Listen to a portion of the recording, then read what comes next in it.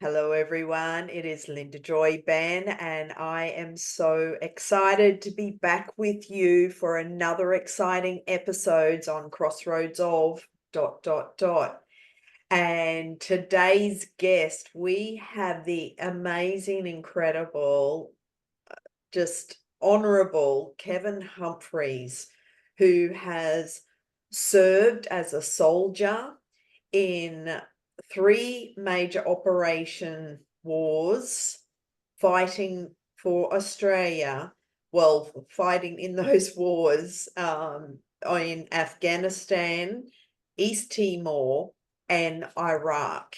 And Kevin will share his story through all of that, the details. But not only was he awarded for the Distinguished Service Cross for his command and also courageous leadership under fire in Afghanistan, and recognized as a 2023 Community Citizen of the Year for his impact as a mental health advocate and founder of charity Cor Infinitus, which gives dignity and respect to the family of those who served their nation and taken their own lives.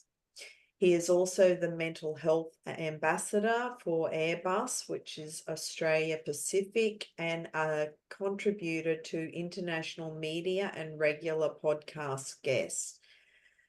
So Kevin is an inspiring and transformation international keynote speaker, being a facilitator as well as a helicopter pilot.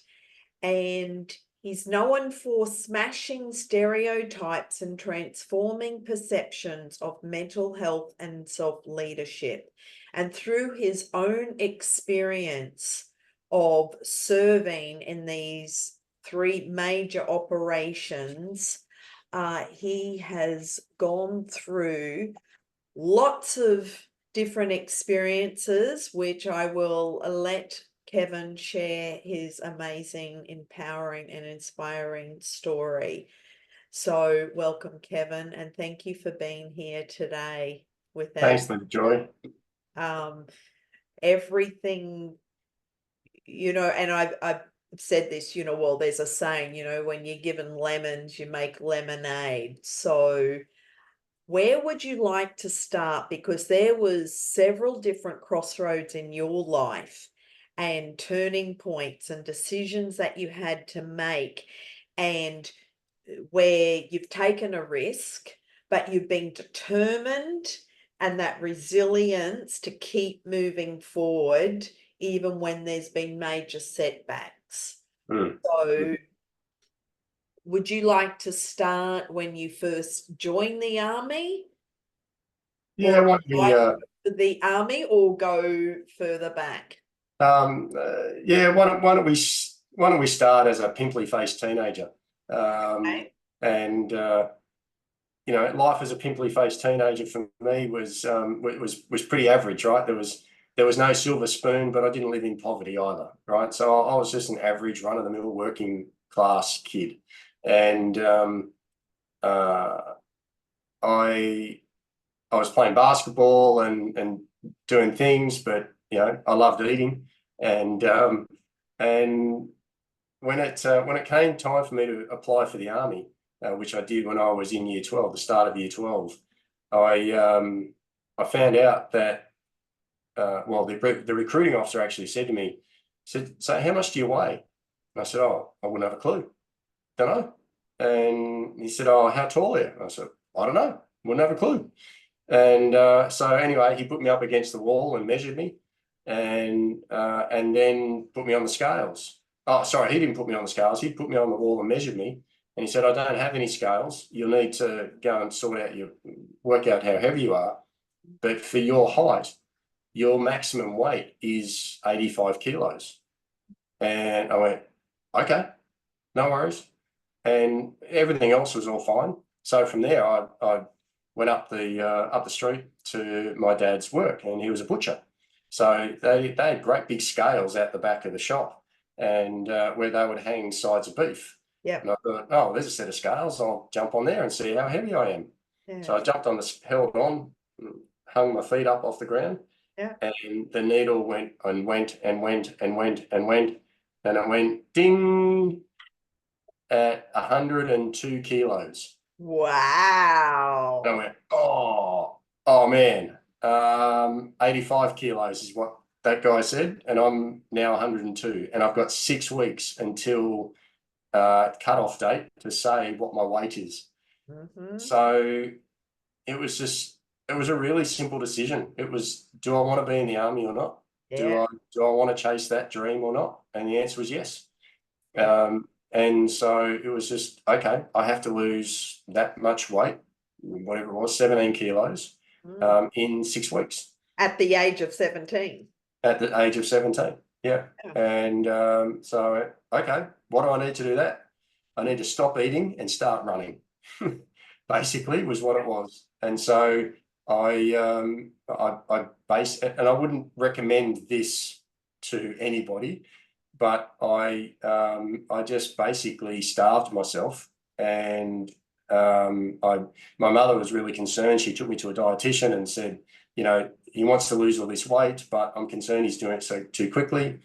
So, you know, started this calorie controlled diet, and I would literally count out the number of baked beans, or count out to the gram the number, you know, the peas or the corn or the whatever it is that I was going to eat.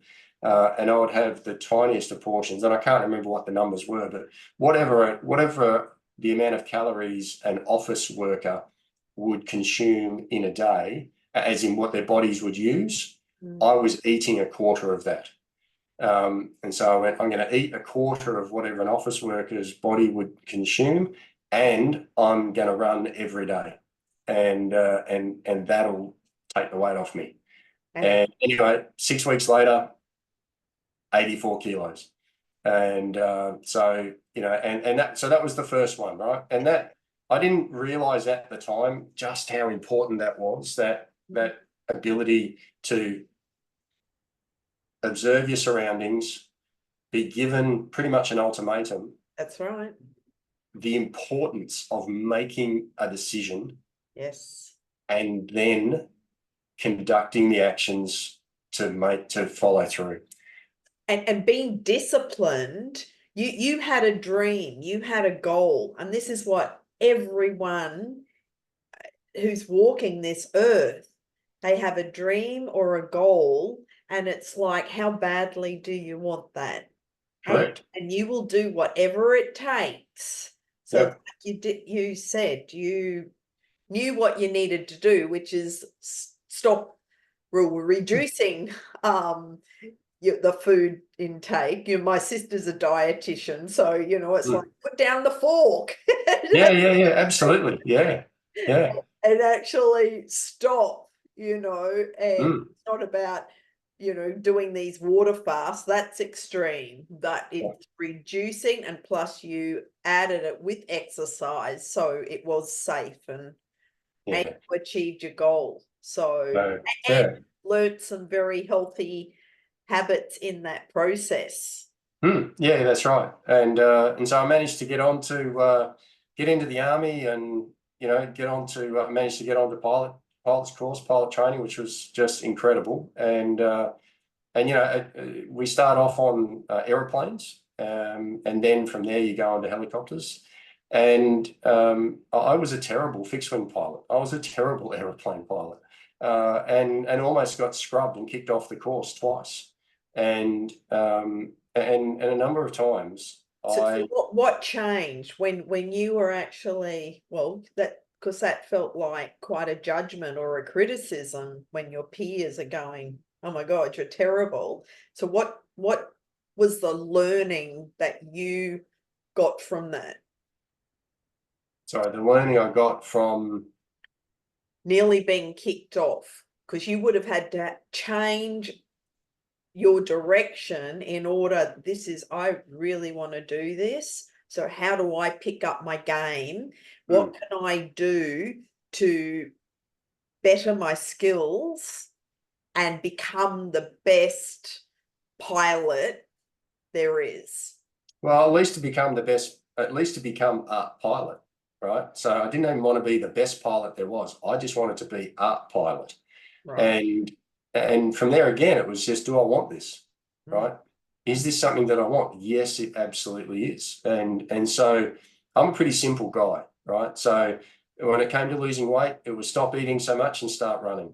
When it came to my flying, then it was, okay, you need to study even more than you were before. And you need to just never, ever give up. You just need to apply yourself more and more. And so yeah, managed to get through the course, myself and my best mate. He finished last. I finished second last on the course. And at the end of the course, there was a social function and all the rest of it. And some of the instructors came over to us and they said, you two guys actually have no right to be here. Do you realize that? And we're like, yeah, we're pretty grateful that we're still here. And I said, no, you don't understand. Like, you guys should have failed and we should have failed you. But both of you displayed such a persistence and tenacity that you never, ever would allow us to do that. And you just wouldn't say no. Everything we threw at you, you kept on saying, okay, I'll do it. Okay, I'll do it. I'll do it. And you just never gave up. Yeah. And so again, it's have the goal in mind and then do whatever is in your power plus some to never ever give up. There's a great picture of a pelican or a stork. I think it's a pelican with a frog in its mouth, right? And the frog is in its mouth, but the arms of the frog are out around the outside, clutching onto the neck of the pelican so that it can't swallow. Right. That's right. Yes. And I had that picture up on my wall, up on my notice board, right? So that was yeah, sure, be the frog, but never, ever, ever give up. And I just didn't. And so, so that was one of the things managed to get me through pilot schools. Well, and that just shows tenacity, determination, belief in yourself, and also never give up. You were determined to achieve your goal. So fantastic. Yeah. So continue on. Yeah. From there, you got yeah, from there got into the army, and there were a number of occasions throughout the army, whether it was combat survival training or exercises or operations. We in the late 90s, I had a mid-air collision with a boat. Right. And you kind of go, yeah, how does that work? How do you have a mid-air collision with a boat? And we were doing flight trials in the Chinook helicopter. And I just realized my camera's a bit low at the moment. I'll raise this up so that you can see those two models up the top there. Yep. Yeah. This one here, that's the Chinook, and that picture over there. But the other one there up the top's a Black Hawk. But yeah, so we were doing flight trials of a rigid, what's called a rigid hull inflatable boat, something that's used by special forces out in the oceans, and we were trialing it so that it was suspended underneath the Chinook, and the engineers wanted to trial it with longer strops on, and it was one of those intuitions that was, no, we're going to do this with shorter strops. And so we did it with what's called 20-foot strops. The engineers wanted to do it with 40-foot strops. And so we got up and we did a series of flight maneuvers with the boat under the aircraft. And you would normally fly the boat or something like this, you would fly it stern first. So the blunt end of the boat is in the airflow. But for a number of tactical reasons, we were looking to fly it bow first. So the pointy bit was into the airflow. Right. And anyway, as we flew around and everything was going fine, really well actually, we got to a point where the crewman put his head in out of the airflow to say everything's fine, she's steady as a rock, Mhm. and then put his head back out in the airflow. And in that time, the boat caught in the airflow, wrapped up around the side of the aircraft, and hit the side of the aircraft. And you were in it. Yeah, I was flying it. Yeah, and then it was, and this little pinky here hit the button and punched the aircraft off, is what we call it, jettison the load from the aircraft, and the boat went sailing back down to earth and went plonk in the swamp. And It sunk. oh no, it just sat. We were over the top of a swamp, so it just sort of pancaked on top of the swamp and sat there. Right. But yes, but it punched a little hole in the side of the aircraft. And when we sort of had a look at the angles and whatnot later on, realised that the only reason it hit where it hit and it stopped where it did was because there were two strops on it, one at the front, one at the back, and the forward strop was at its tether, and the nose of the boat was about 5 feet below the rotors when it stopped. Now, if that was on longer strops, that may well have gone up through the rotors.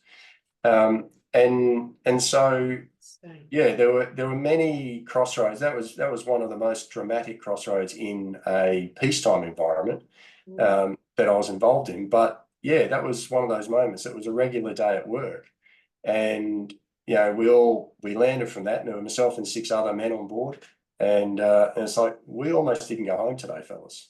We almost didn't go home. Yeah. And yeah, which would have been, you know, obviously a catastrophe. Absolutely. Yes. During your training. Yeah, that's right. Yeah, that's just during training. And Exactly. Yes. yeah. And then from there, is that when you went to Iraq first, or in which order was Yeah, so countries? yeah, so it was East Timor in 99, 2000, 2001, Iraq 2003, Afghanistan 2005, 6, 7, and 8. So some of those deployments were quite short, but some of them were longer as well. And it's just Army aviation has different length deployments for different things for different reasons. And yeah, so you know, it was certainly a pretty intense period of time. It's basically, if you weren't deployed, you were training to deploy. And if you weren't training to deploy, you were on some kind of course, learning new skills or whatnot, or in between, you're able to get a little bit of downtime, a little bit of time off. But yeah, but it's always that, are they going to call me? Yeah, absolutely. So the Iraq deployment, for example, I had been posted out of the operational unit into a different headquarters down in Sydney, and I got a phone call recalling me back to the unit for the deployment. So yeah, so it was always a matter of when, not if, for particularly in that period for Army aviation, especially. Where's the deployments going to come on? But yeah, so deployments to East Timor were, you know, a number of different things happening over there, and Iraq. I was mainly outside of Iraq. We say deployed to Iraq. It was mainly outside of Iraq for the bulk of it, but I did step into Iraq for a short period, and yeah, and that was yeah, a really interesting time. But you know, if we jump to Afghanistan. Then you know, some of the things we were doing in Afghanistan was we were building up the capability to be able to do, because prior to Afghanistan we were doing what's called combat support and combat service support missions, which just means we were doing some things not directly in the face of the enemy, but we were building towards doing combat operations and assault operations in support of special forces and whatnot, so that we would be directly and deliberately in the face of the enemy, in contact with the enemy. And so yeah, one of the one of the tasks that we did was an insertion of some special forces in the middle of the night, so that we landed our Chinooks either side of a Taliban compound. And when I say either side, I mean our blades were only 10 meters from the compound wall, and we were completely enveloped in dust, so that we couldn't actually see the ground that we were landing on when we were still coming in to land at about 20 feet above the ground. Now, How did you do that when you can't see? Using all the navigation and GPS, or using your intuition and your innate guidance? In those days, it was what we call the Mark 1 eyeball, the hands and feet skills, and the training that you'd had up to that point. So, you know what the correct approach profile looks like. You know how far across the ground you're going to travel in a certain period of time. You know at what height above the ground you need to start and where you're going to finish, and how to manipulate the controls in those last few seconds, so that it's as safe as can be. But there's no guarantee, right? It's always and it's one of these things that so that one of the first crossroads with that particular mission was, in the first place, we'd never done this before. And so we set about with the crews to train them so that we could do this. And on top of that, our rule set at the time didn't directly allow for that to happen. It's not that it disallowed it, but it didn't directly allow it either. So there was a couple of sets of crossroads here. One was the training for the crew. Can the crews actually do it? There was another crossroad, which was legally, can we do this? Are we legally allowed to do this? Right? And then who made that decision? Me. At the end of the day, and the reason I made that decision is a very, very long story. So I won't go into the full depths of it, but suffice to say that it wasn't a decision I made unilaterally. It was something that was briefed back to Australia and various things, but ultimately, yes, it came back to me. You made that call in that. Yeah, leading up to that. For what purpose? To save the lives of the soldiers that we were putting in harm's way. So the reason I say that is because the traditional choice was to keep the aircraft a certain distance away from the target compound. And by keeping the aircraft a certain distance away from the target compound, it means that the aircraft probably would not be shot at by small arms fire. If they were shot at by small arms fire, they wouldn't be hit. But what that meant was that the troops that we would be letting out of the aircraft, they then had to get across that distance of ground to get to the target compound, which means they would be typically in a firefight for that whole time. And there was plenty of examples where lives had been lost. And I was not going to accept that. So when I was first approached for this, they said, this is the target compound. Can you have a look and see if you guys can do an assault, or what type of mission you'd be able to do to support the ground troops? And I actually told them. They were already on the ground. You had to go rescue them. No. This was a pre-planned mission from a couple of weeks earlier, where we were sitting around a table looking at the compound and how we strategizing how to do that. And I looked at it and I said, I'm only going to do it if I can land you directly next to the compound. Because if I can only land you a few hundred meters away, I'm not going to do it, because some of you guys are going to get killed. And I'm not going to accept that. And I will accept the risk that we take on greater risk in order to reduce your risk. And that wasn't normal thinking in many ways. But that's amazing. What were you thinking at that time?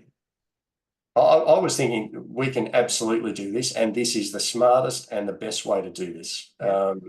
And there's a number of reasons behind it, which we haven't really got time to go into. But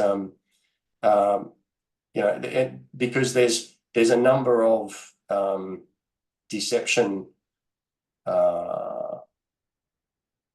methods that I employed for us to be able to get the troops to that point, basically completely by surprise. And I know that sounds funny that you've got great big noisy helicopters, but we were able to achieve complete total surprise in putting these troops on the ground 10 meters away from the front door. And in doing that, we saved, and the troops on the ground absolutely, these are their words, actually, not mine, that one action alone saved countless lives by conducting the assault onto either side. Wow. Then when they went in and they conducted their assault that they needed to do, what we didn't know at the time was that we were expecting about half a dozen enemy in and around the compound. What we didn't know at the time was that there was a big Taliban meeting going on down the road, and there were literally hundreds of Taliban fighters within a few hundred meters. But they weren't prepared for you actually coming in, and that's right. They weren't prepared initially, but they can get their act together pretty quickly, which they did. And so it turned into an enormous firefight there. And we were meant to, so we dropped them off, and we went away to our staging location, and we were meant to come back 40 minutes later to pick them up. That 40 minutes turned into 2.5 hours as their fight got just bigger and bigger and bigger. And there were calls on the radio to say, hey, are you guys going to be able to come back and pick us up? And at every stage I said, yes, absolutely, we'll be back there. And that was really important because they needed the reassurance. Yes. Someone was going to come back for them. Otherwise, they were in for a very long night and a very long fight. And so we got to about the 2-hour mark, and one of the pilots from the other aircraft came over to me and he said, hey, boss, we better not be going up there. It's way too dangerous. And again, so this is the next crossroad, right? Yes. This is the next. I've now got one of my pilots from my squadron from the other aircraft walking over to me, right? He is concerned enough that he's got out of the aircraft while we're sitting there waiting for the call. He's concerned enough that he's got out of the aircraft. He's come over to almost plead with me to say, boss, don't go back. Don't go back up there. It's too dangerous. And I said to him, mate, it's not about us. It's about them. Yes. There's 70 men up there that need our help. And 70, yeah, that need our help. And we need to go and get them out. And there's no one else that's going to do it. So it has to be us. Yeah. And so I need you to go and get back in the aircraft and be ready to fly. Now he then came back about 10 minutes later and said the same thing again. He said, boss, don't make us go. It's too dangerous. And I said, no, I know, but I haven't changed my mind. The situation hasn't changed. Yeah. We have to be the ones who go and get them. And now to his credit, he went and got back in the aircraft. And when the call came, both aircraft started up and we both flew in. And that to me was, that to me was a display of courage by that individual, to absolutely a display of courage for him to come forward and say, let's not do this, right?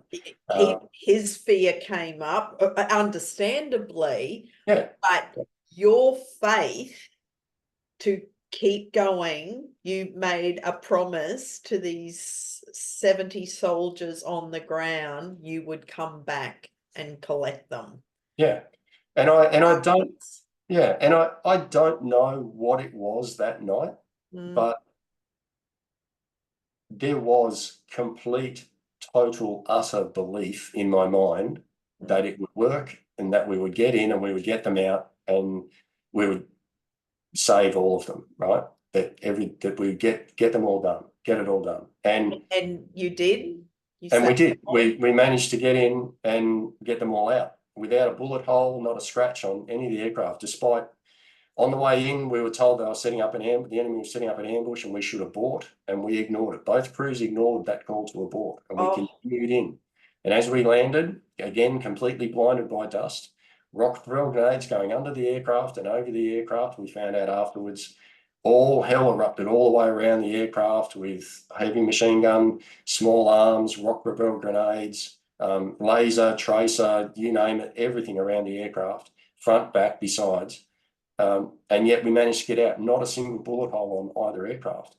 And it, but it was, you know, all I just see, like all your angels just came and just put a bubble of protection around all of you guys. And it's like just yeah, this, like yeah, Teflon, no, out of yeah, it just and that was there. That exact thing was there in a real sense as well, because there were a group of Australian vehicles on the ground that set up a horseshoe to help protect us as we landed, right? oh, And there was an aircraft overhead that was helping protect us as well. Now, so when we got the 70 ground troops out of there, those vehicles and the troops in those vehicles, they then had a firefight on their hands for the next 3 or 4 hours that it took them to eventually get home. And it was an enormous firefight, and just an incredible feat of courage and bravery and excellence by just about every single soldier who was on the ground there. Um, and so that decision of mine, though, to go back in again, it it it was a legal decision as well as a tactical decision, right? Because there were two parts to it. It was really dangerous because of the fighting that was going on, mhm. but also we'd been waiting so long, the moon had gone down. Now, why that's important is because we were flying on night vision goggles. And the night vision goggles, the way they work is that they magnify ambient light. They don't create any light. So if there's no ambient light, right, there's no moon because it's gone down. Yeah. There's no starlight, that creates ambient light as well. But if there's no starlight because it's overcast, which it was, Right. and there's no ground lighting because we're in the middle of Afghanistan, which we were, then the goggles are all but useless.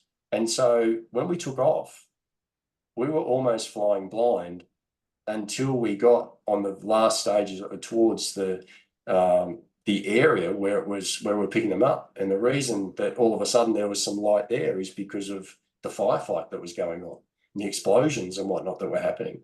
And so it was not only incredibly dangerous from a fighting perspective, but it was actually illegal from a flying perspective for us to go and do that. And that was one of this guy's concerns, is that the moon's gone down. The MVGs don't work properly.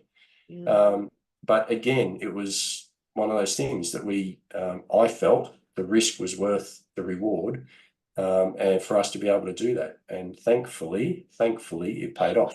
Exactly. It reminds me of the movie The Matrix, when he's lost his vision and he has to use his third eye to see, and he's just using his innate intelligence, his intuition, to go through that tunnel and in that machine and wherever they were. But Yeah. it's like that was the whole premise, and that's exactly what you did. It's like, okay, I've got a third eye, and it's just I'm going to follow my own inner guidance. Yeah, it was that, in that I just had complete belief that it was going to work. I just knew that it was going to work. I can't say how I knew that, but I just knew it was going to work. And of course, very grateful that it did. And it doesn't mean, though, that I got home and went, there we go, we're done. That decision to push really played on my mind. The other aircraft with that pilot that now had 40 people on board very nearly flew into the ground on the way home, right? So it very nearly ended really badly.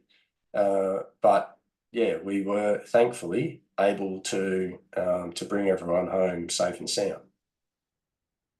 And then how long, because I mean, there was another major crossroad in your life after that. Yeah. And are you ready to talk about that? Yeah, sure. Yeah. So I guess when I say we brought everybody home safe and sound, it's that's almost a throwaway line that we use, right? Where we see the physical body and we say everybody's safe. There's no bullet holes, there's no scratches. Yes. But Sure. the bullet holes and the scratches up here are something different. And not just up here, right? But in here, in Yes. our hearts as well, right? Exactly. And so for me, the getting shot at and various things in Afghanistan, rockets in compounds and whatever, they were normal in a war zone, right? And I don't say that because I'm full of bravado or I'm a war-y kind of guy. I just say that we were in a war zone, and yes, it was. There were times it was different people have different experiences of everything, right? Of the same thing, and they see it and experience it differently. From my experience of those occasions where I was directly in harm's way, um, whilst a few things played on my mind for a little while, they didn't, in the main, they didn't cause me great concern from Afghanistan. What caused me a lot of concern from Afghanistan was a toxic culture that I was embroiled in. And I didn't have the tools to be able to deal with that.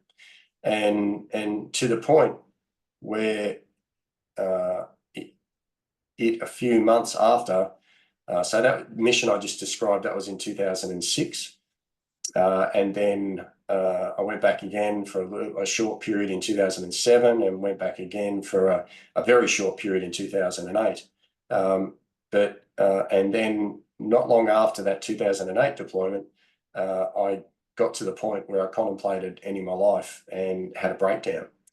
But it wasn't because of the rockets and the bullets. It was actually because of the bullies and the workplace. And so that experience was way worse than any of the war zone experiences that I'd had. And I literally got to the crossroad of, do I live or die?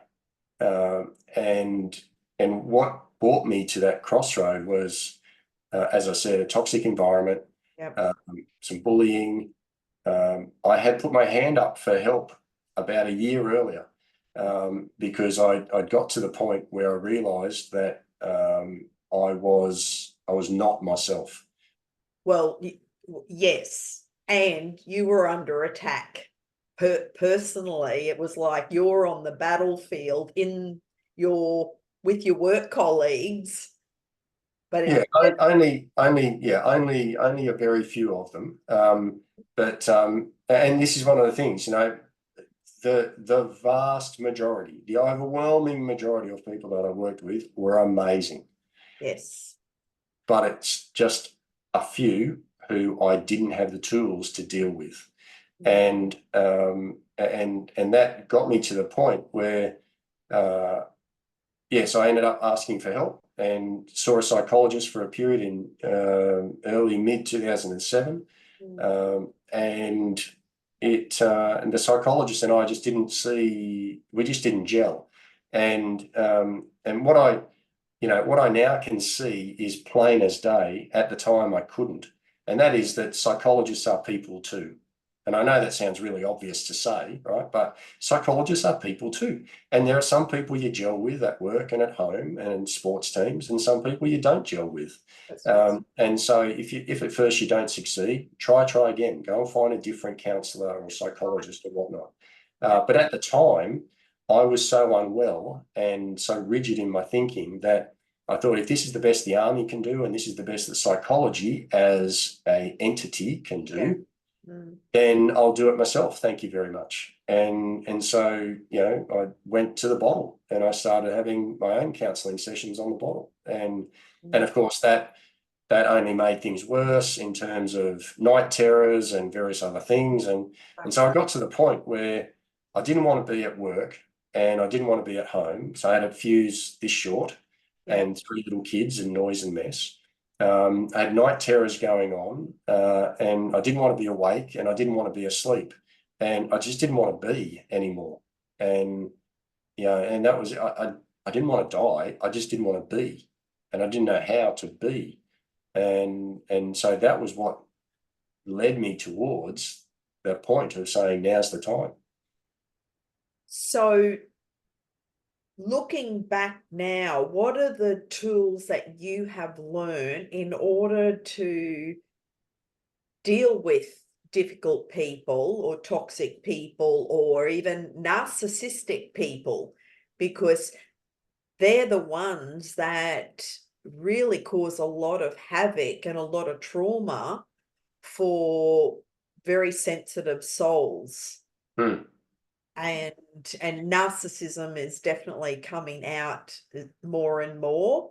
And then there's all the different types of narcissism. But what are the tools that you learnt and actually implemented in that time? And what stopped you from taking your own life? Yeah, so I'll answer the second bit first. Yeah. What stopped me was ultimately my wife and kids. Yes. And Commitment. and as is often the case for people who are distressed, those closest to you can often be the antagonists in your eyes. But they are also very often the saviors. And it was really, yes, although, as I said, I had a fuse this short and noise and mess and various things, and there were all kinds of reasons or excuses for me to blame them as part of the bigger issue of blame. When I saw it differently, and I'll come to that in a moment, ultimately, when I got to the point of saying, now's the time, do it, now's the time, I couldn't bear the thought of leaving them. That's right. I didn't believe that was fair or right to them, even though I just wanted the pain to stop. And and this is not to cast blame on people who take their own life by suicide, because I get where they're coming from. And it's completely irrational to a rational mind, but it's completely rational to an irrational mind. Yeah. Experiencing all that emotional pain, it's like, how do I stop the pain? Yeah, that's right. And it's a split second where it is. It's really scary, actually, how quickly it accelerates. Yes. And turns from self-loathing in the moment for something that you've done or not done, or something someone else has done or not done, to all of a sudden, now's the time, do it. And I remember so vividly that it happened so quickly. And as I went to, and then I collapsed. I just couldn't do it. And yeah, so very. Thank you, God, for intervention. Yeah, so very, very great, and very grateful that, my wife was home, just happened to be home that morning, and she came and found me, and I was convulsing and incoherent, sobbing on the ground, and she said, "Do you want me to call Martin and Jeff?" And now Martin and Jeff were the unit psychologist and the unit doctor, and they were work colleagues of mine. I had their phone numbers in my phone, right? But up until that point, I was so embarrassed, so confused, so pained that I would rather take my own life than admit that I needed help and make that phone call. And so now all I could do was rock and shake a little bit more to indicate yes, to get my wife to make the phone call that I couldn't make. Wow. And so, yeah, very, very grateful that I made that decision at the time, well, that my body made the decision to collapse and that I couldn't go through with it, and then started the recovery process. So the recovery process, for me, took 9 months before I got back to work. And even when I got back to work, and back to being functional, I still had a very deep-seated sense of failure. Months earlier, I was in Afghanistan, flying missions, leading men and women, You were the working hero. with amazing men and women, and now I'm convulsing on the ground, right? What happened? And so I felt I'd failed my country, the army, my parents, my unit, my wife, my family, everybody. I'd failed everybody. And with that complete total sense of failure, I had an equal, intense, complete total sense of shame. And so I didn't want, so I, whilst I got back to work, I didn't want anybody to know what I had gone through, because I didn't feel worthy of anyone knowing what I went through, because it was all my fault and my problem and blah, blah, blah. And so I carried this intense feeling of failure and shame for a long time. And that's leading me to answer the first part of your question. Yeah. How I released that shame and that sense of failure was, it took 7 years. So I got out of the army. There's another whole story behind that. Got out of the army, but I said to my wife that I don't know who knows about what's gone on for me. I want to get back in the cockpit and fly again. And so I'm going to disclose everything to CASA, but I want to keep it a secret publicly. And so went about finding a job was offered to me, which was amazing. It's exactly the type of job that I wanted to go and do after the army. So I got that, but we structured our personal and professional lives so that this topic would never, ever, ever come up. And so we kept it that way for what ended up being 7 years, until it was with business coaching with a lady in Sydney. And she said, Kevin, you're doing okay with the business coaching, but I know there's something you're not telling me. I know that there's something you're hiding from me. And we agreed to be open and transparent and tell everything and commit 100%. Yes. And if you're hiding something from me, you're not committing 100%, and therefore our coaching contract is done. And I was like, no, everything's fine, everything's okay, not hiding anything. And she said, well, last warning, because I know you're not. And anyway, I, through a bucket load of tears, released my secret to her. And she asked me one question. She said, have you accepted that you contemplated suicide and you've got mental illness? I was like, no, it's all their fault. It's all their fault. They did this and they did that and they did everything else. And that's not fair. And she said, what if acceptance doesn't have anything to do with right or wrong or blame or fairness? And acceptance just means I don't like it, want it, or condone it. It just is, it was, it's a historical fact. It's got no more relevance or power than the colour of the chair or the colour of the carpet. And self-forgiveness. That's where it comes in. Self-compassion. Yeah. Yes. And so I said, you know what? I can work with that. Yes. And so that piece of that question around acceptance, and particularly the new frame, the new definition of acceptance, absolutely rocked my world. And to the point where I now have come full circle and take full responsibility and fully accept every part that I played, consciously or unconsciously, in everything that led up to that point and everything after that point. Oh, beautiful.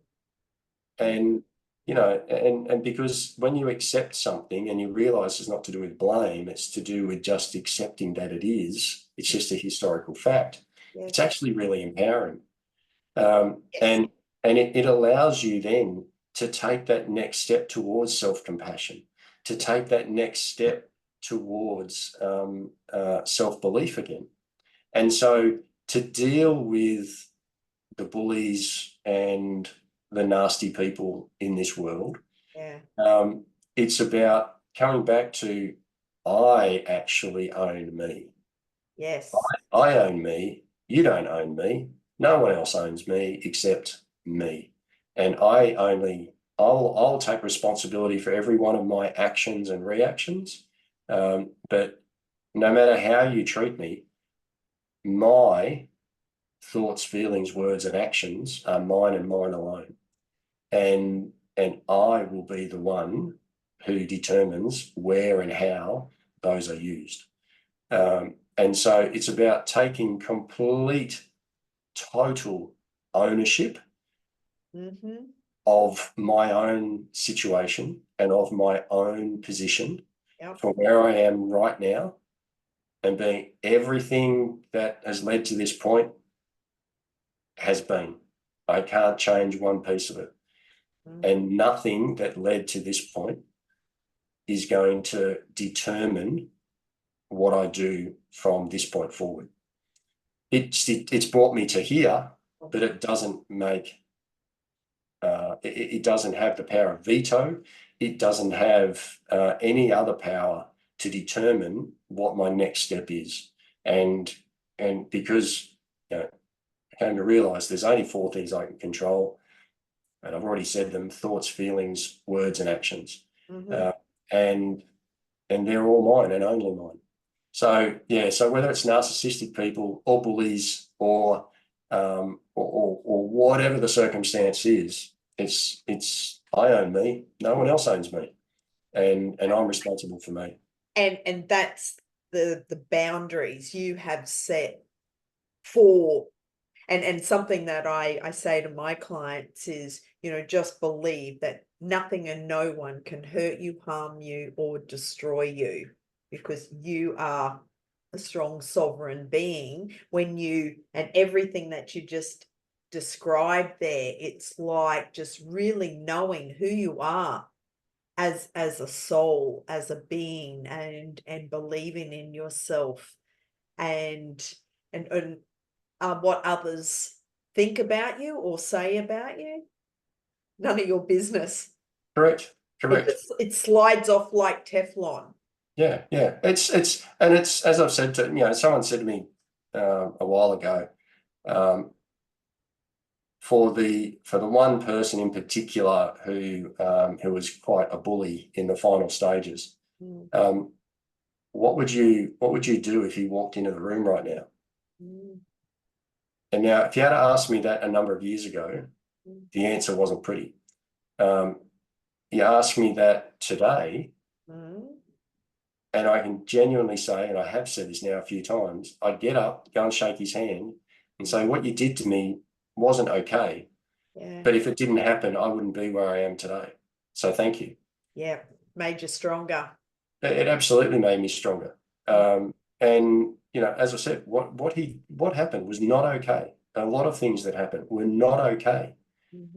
But I wouldn't be here today, and I wouldn't be able to have the impact that I do on a number of other people I work with as well, to be able to have these conversations, have this impact, if I hadn't had that experience. And that experience has made me all the better for having had it. And so I absolutely would walk up, look him in the eye, and say, yeah, what happened was not okay, but thank you, because I'm now where I need to be.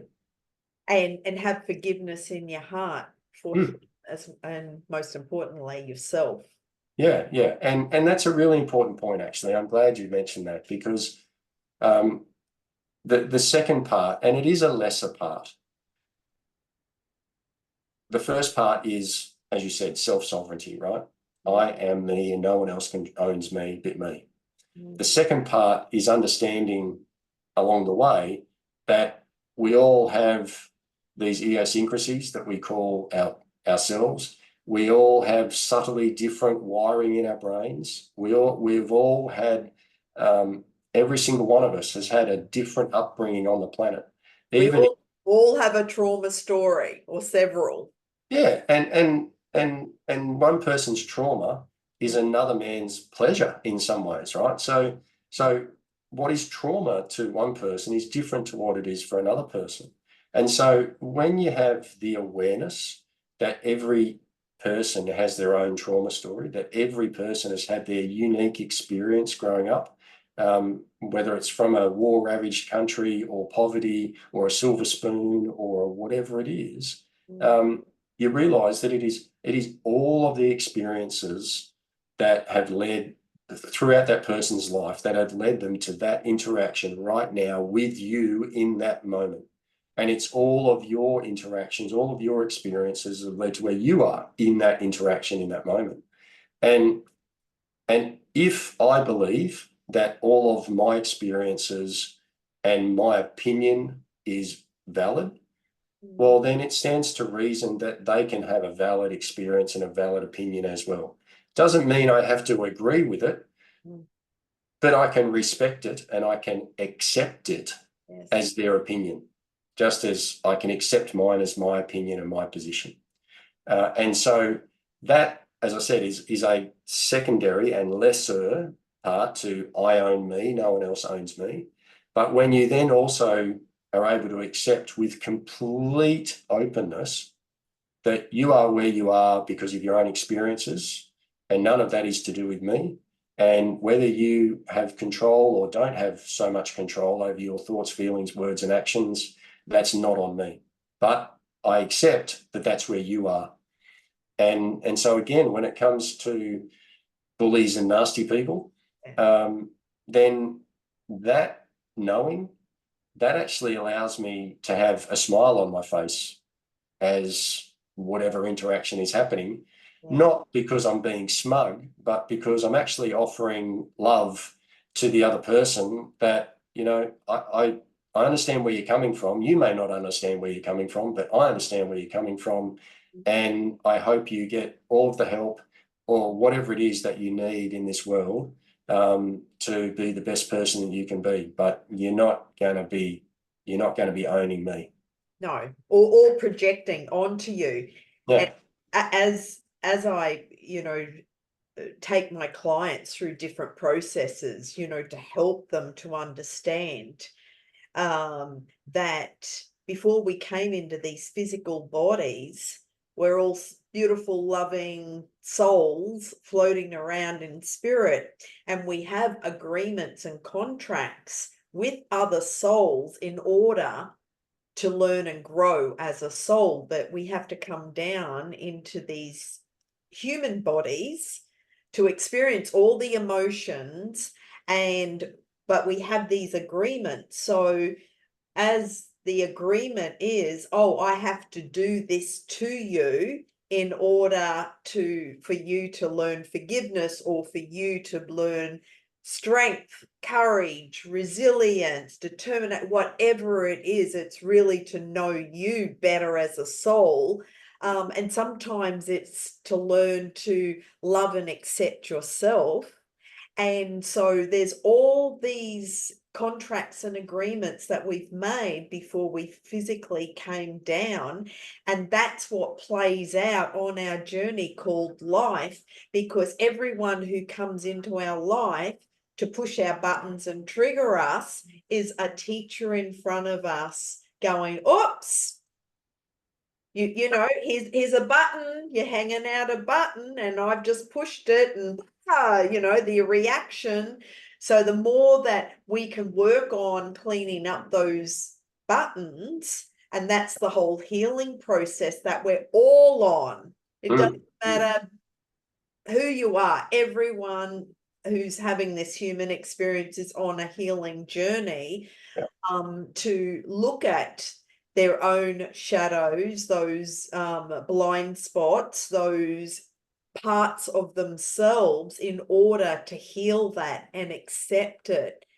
And it's, not fix it, it's just embrace it. And because it's who you are, it's made who you are. Yeah, So, absolutely. yes. Yeah. Thank you.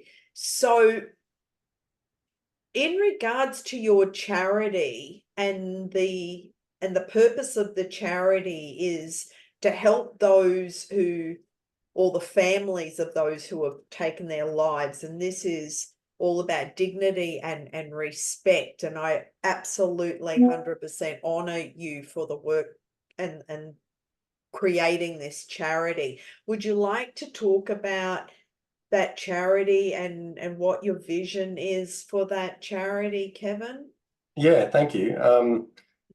So yes, the charity is called Cor Infinitus or Cor Infinitus, depending on your Latin and your schooling. But it means infinite courage. And as I said, as you said, we're talking about families who have lost loved ones, who've served our nation and been overwhelmed by their battle within. They've taken their own lives. And so Cor, spelled C-O-R, is actually the Latin word for heart. And cor is the root word for courage. And the original meaning of the word courage was to speak one's mind by telling all one's heart. And when I read that, I just thought, no phrase better explains the situation of grieving families, bereaved families. And they don't just need it in a moment, they need it forever. And so that's where Cor Infinitus came from. And so what we do with Cor Infinitus is we're establishing modest-sized, anonymous memorials all around the country. There's 19 so far throughout Queensland, New South Wales, Victoria, and South Australia. Yeah. And our intention is to have one in every city, suburb, and town around the country, and eventually not just for military personnel, but for emergency service personnel and their families as well. So I spent 20 years in the Army and 10 years or a dozen years working in emergency services, and I've seen the sacrifices and the nature of emergency service work as well as military work, and it's just that one serves the country and the other serves the community, and so it is just incredible to see the impact that these have on families. Where it first came from, we've spoken about very briefly about my mental health crisis and contemplating suicide. Suicide, of course, is a real issue in society. It's a massive problem, and veteran suicide is obviously in the news at the moment. Yes. Well, it was Anzac Day 2020 when I was up in Townsville on shift with the rescue helicopter, and that was the COVID Anzac Day, so no marches or anything else. And I was there just looking at I was there in the area of the cenotaph, reflecting on my life, those lost in service and those lost after service. And the latest one at that stage was a fellow pilot who flew with me in Afghanistan in the squadron, and he took his own life in December the year before.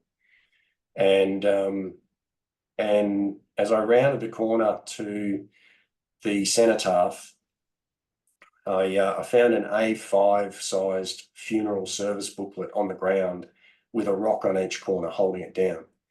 And it was for a Private Bradley car. Now, I never met Bradley. I didn't know him at all. But he was 34 when he took his life, and I was 35 when I almost took mine.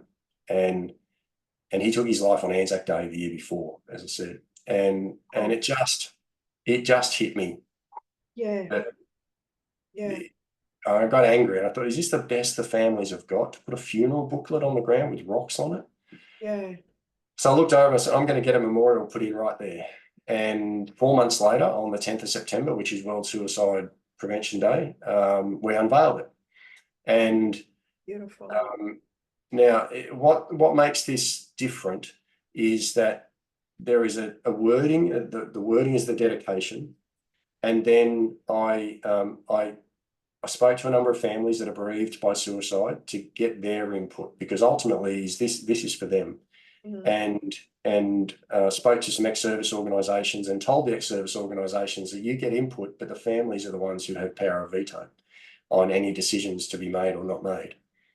Spoke to clinicians in 3 different organisations, Open Arms, Mates for Mates, and the North Queensland Primary Health Network, and got their clinical oversight, an endorsement of what it is that we put together.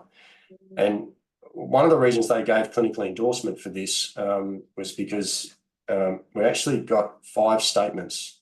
You asked me why I made the decision not to take my life, and I said about my wife and kids. Yeah. And I thought, how do I get my wife and kids to talk to someone who's vulnerable, who might be there standing at this memorial? Because I don't want it to be just a memorial to someone who's gone. I want to help stop it. Exactly. And so the but it came to me that not everyone's got a wife and not everyone has children. But I realised everyone's got a parent, and everyone at some stage had a friend or a mate, even if they don't feel they've got one right now. So I got a parent, a partner, a child, a mate, and someone who attempted suicide but survived, and he's glad they're still here. And I got a statement from each of them and put that on the plaque as well. And so individually, it's poignant, but collectively it's quite powerful as a series of statements. And so clinically, they said, Kev, we think you've cracked the code on how to have this conversation, how to do this. And so, yes, I'm very, very grateful that we've now got 19 around the country, and I genuinely want to put one in every city, suburb and town so that we can help give dignity and respect and somewhere tangible for the families to go to reflect and connect, but also to have the message there to stop, take a step back and seek help. Exactly. So for everyone listening, how can they support your vision, your mission, your charity? What's the next step that they can take right now? Yeah, I'd say there's 2 steps. One is to help me build awareness, and that is if you know someone who might be interested, please make them aware of it. And secondly is the website, which is Core Infinitus, spelled CORINFINITUS.org. And we'll put a link. I'm guessing we'll be able to put a link somewhere to do with the podcast. Yes, that will be in the show notes. Yeah, so if we can, if by all means, go to the website, have a look, and you can either donate directly there, or you can simply get information, get in touch, and see how you might be able to help, or for someone else who needs the help. And also to support you to spread the word and be an advocate to absolutely build up a community of awareness. Yeah. Because you're one person, so this takes a team, a community. Yeah, that's exactly right. Yeah, and so I'm very grateful to have 3 other volunteers working with me on the board and as a CEO. And so yes, we do what we can, but it's a very decentralized model to be able to actually create the memorials out there. So it relies on someone local, a local champion we call them, to identify a location, and then from there for them to engage with the stakeholders and we'll support them along the way. We've got all the information that they need, but we just need someone who's actually on the ground in Narooma and in Nhulunbuy and wherever else to actually do the doing on the ground. Beautiful. Thank you so much, Kevin. What 3 takeaways would you give to someone right now who is maybe at that crossroads of deciding, do I stay or do I go? Yeah. So first and foremost, stay. You are not alone. And just because you're not alone doesn't mean it's okay. It doesn't mean that it's trivial. It just means that even though you may think that everything going on for you is incredibly unique for you at the moment, and it absolutely is, there are people out there who have experienced very similar things and can help you navigate the way back. Secondly would be around acceptance, that if you listen to this and you heard my definition of acceptance that I got given when I was troubled, it truly is the gateway to self-compassion. and self-compassion is the ability for you to really start healing. But the doorway really is acceptance. And thirdly is perspective. We get so caught up in our thoughts that we believe that we are the sum total of our thoughts. Yeah. And so we end up looking through a narrower and a narrower and a narrower straw. Whereas in actual fact, our thoughts are just one piece of a much, much bigger puzzle. And so I would urge you to be able to seek other perspectives on this thing called life, and whatever the person, problem, or issue is that you're facing at the moment, to seek another perspective on that as well. And there's a fellow who's passed away now by the name of Wayne Dyer, and one of his sayings was, when you change the way you look at things, the things you look at change. That's right. And that is a truly life-changing statement when you actually embrace that statement, when you let it wash over you, standing in line for a coffee or waiting at a red light, and you think of that person, problem, issue that's causing you some level of distress or frustration. You think, how can I see that differently? How can I look at it differently? And so, yes, when we are able to get outside of our own straw view based on purely our own thoughts and what's running around our head, change the way we look at things, the things you look at change. Absolutely. Kevin, this has been amazing, so inspirational, but heartfelt, and so many nuggets in there to help others. So thank you so much for sharing your story, as well as for the work that you're doing to help uplift the energy vibration on the planet, but for humanity, and to also to stop suicide. So it is. Thanks. Yeah. Thanks, Linda Joy. It's been an absolute pleasure to be with you. Thanks very much for the invitation. My pleasure. Talk to you soon. Thank you. Okay, thanks. Bye.